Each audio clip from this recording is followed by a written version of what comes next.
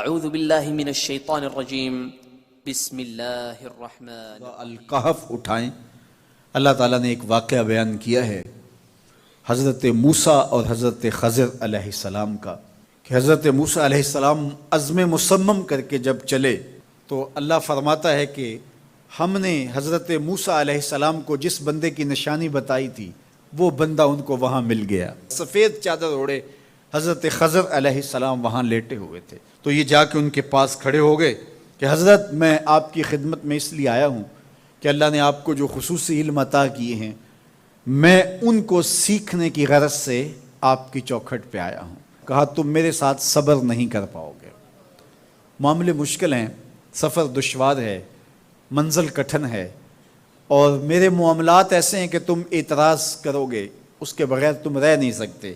حضرت موسیٰ علیہ السلام نے کہا اگر اللہ نے چاہا تو آپ دیکھیں گے میں صبر کروں گا، اور آپ کے کسی حکم کی کسی کام کی میں نافرمانی نہیں کروں گا، کسی کام کا انکار نہیں کروں گا۔ کہا کہ اچھا شرط یہ ہے کہ جو میں کروں اس پر تم اعتراض نہیں کرو گے، سوال نہیں کرو گے، یہاں تک کہ میں خود ہی نہ بتاؤں۔ تو کہا کہ یہ شرط ٹھہری، میں کوئی بات نہیں کروں گا۔ فانطلقا، دونوں چل پڑے، دریا کے پار جانا تھا۔ جو کشتی کا مالک تھا، کشتی بان تھا، وہ حضرت خضر علیہ السلام کو جانتا تھا، تو اس نے کرایہ بھی نہیں لیا، لیکن جب کشتی پر سوار ہوئے تو عصا مار کے حضرت خضر علیہ السلام نے کشتی کا ایک پھٹا توڑ دیا۔ تو بے ساختہ حضرت موسیٰ علیہ السلام نے کہا آپ نے پھٹا توڑ دیا، یہ سارے ڈوب جائیں؟ کہا میں نے کہا تھا نا تم میرے کاموں پہ صبر نہیں کر پاؤ گے۔ تو حضرت موسیٰ کو یاد آیا، کہا میں بھول گیا تھا، اس پر مواخذہ نہ کیجیے۔ پھر دونوں چل پڑے، بچے کھیل رہے تھے، ایک خوبصورت لڑکا وہ بھی بچوں میں کھیل رہا تھا۔ حضرت خضر آگے بڑھے اور اس کی گردن مروڑ دی، اس کو قتل کر دیا۔ صاحب شریعت تھے حضرت موسیٰ علیہ السلام، نہ رہ سکے، پھر بول پڑے ایک جان کو بغیر کسی جان کے بدلے میں قتل کر دیا، اس نے گوایا کیا تھا ہمارا؟ آپ نے بہت ہی جو ہے وہ غلط کام کیا، یہ کام اچھا نہیں کیا آپ نے۔ کہا میں نے کہا نہیں تھا کہ تم میرے ساتھ صبر نہیں کر پاؤ گے۔ کہا ایک موقع اور دے دیجئے، اب اگر میں نے کوئی اعتراض اٹھایا تو پھر دوبارہ مجھے آپ اپنی صحبت میں نہ رکھیے، عذر تمام ہو جائے گا۔ پھر دونوں چل پڑے، یہاں تک کہ ایک بستی میں دونوں آئے تو آپ نے بستی والوں سے کہا کہ ہم مہمان ہیں، آپ ہماری مہمان نوازی کیجیے، کھانا کھلائیے۔ تو انہوں نے انکار کر دیا، کہا کہ ہم تو آپ کو بلایا نہیں ہے، آپ خود آئے ہیں، آپ اپنے کھانے کا خود انتظام کیجیے۔ گزر رہے تھے گلی سے تو ایک دیوار گرنا چاہ رہی تھی، تو جلدی سے اس دیوار کو مرمت کر دیا۔ کہا حضرت ہم اگر چاہتے تو اس پہ اجر لے سکتے تھے، انہوں نے ہمیں کھانا تک نہیں دیا اور ہم ان کی دیواریں سیدھی کر رہے ہیں۔ کہا اب تمہاری میری جدائی ہو گئی، تم نے یہ بھی اعتراض کر دیا۔ تو انہیں یاد آیا کہ وہ یہ بھی اعتراض ہو گیا، اب میں تمہیں بتاتا ہوں کہ یہ 3 کام میں نے کیوں کیے۔ اللہ اکبر۔ اب سنیے، قرآن ہمیں بتاتا ہے کہ ظاہری علم بھی ہوتا ہے لیکن کوئی باطنی علم بھی ہوتا ہے۔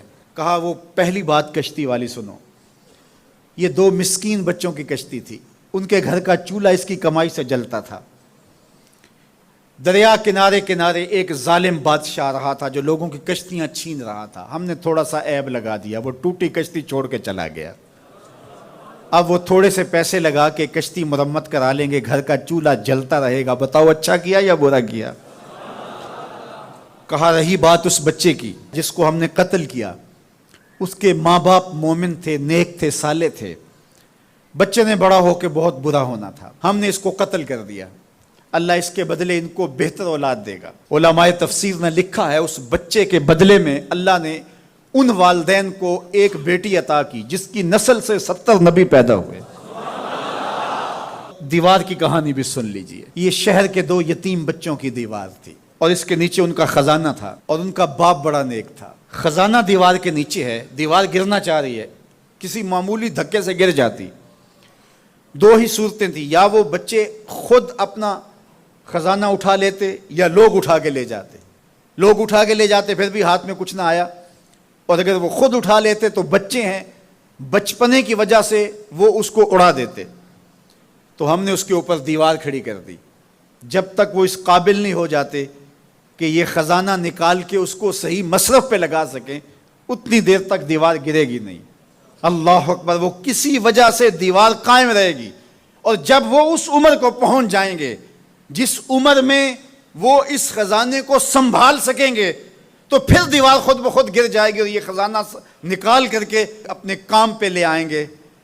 میں جب پہلی مرتبہ اس کو جو ہے وہ غور کے ساتھ تلاوت کیا تو مجھے یہ لگا کہ اس کا انطباق پاکستان کے حالات پہ بھی ہو سکتا ہے، اس لیے کہ یہ بھی یتیموں کا سرمایہ ہے۔ کتنے یتیم روتے بلکتے رہ گئے اور ان کے سر سے جو ہے وہ سائے اٹھ گئے اس وطن کے لیے، لیکن میرے مالک نے اس ملک کے خزانوں پر گہرے پہاڑ اور بڑی بڑی دیواریں کھڑی کر دی ہیں۔ جب تک یہ قوم بلوغت تک نہیں پہنچے گی اتنی دیر تک وہ خزانے ظاہر نہیں ہوں گے، اور جب یہ قوم اپنی بلوغت تک پہنچے گی، شعوری بلوغت، فکری بلوغت، علمی بلوغت، اور رب سے جو وعدہ کیا تھا پاکستان کا مطلب کیا، لا الہ الا اللہ، جب اس بلوغت تک یہ پہنچ جائے گی، اس وعدے کی تکمیل ہوگی، پھر رب دیوار ہٹا دے گا اور پاکستان کو اللہ اتنے خزانے دے گا اور پاکستان ایسا مالا مال ہوگا دنیا دیکھنے آئے گی انشاءاللہ۔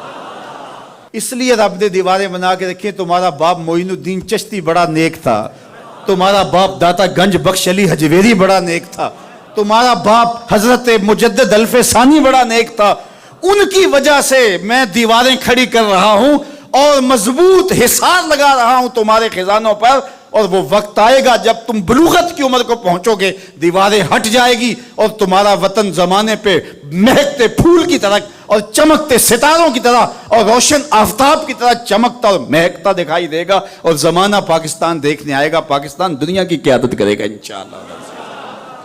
تو کہا یہ تعویل ہے ان باتوں کی جو باتیں میرے رب نے مجھے بتائی، اور یہ میں نے اپنی مرضی سے نہیں کہیں، اور جو میں نے کیا اپنی مرضی سے نہیں کیا۔ تو یہ باطنی باتیں ہیں، شاید یہ باطنی باتوں کے جوش میں یہ بات بھی میں کر گیا۔ وہ کیا کسی نے کہا تھا کہ بھری محفل میں ایک راز کی بات کہہ دی، بڑا بے ادب ہوں سزا چاہتا ہوں۔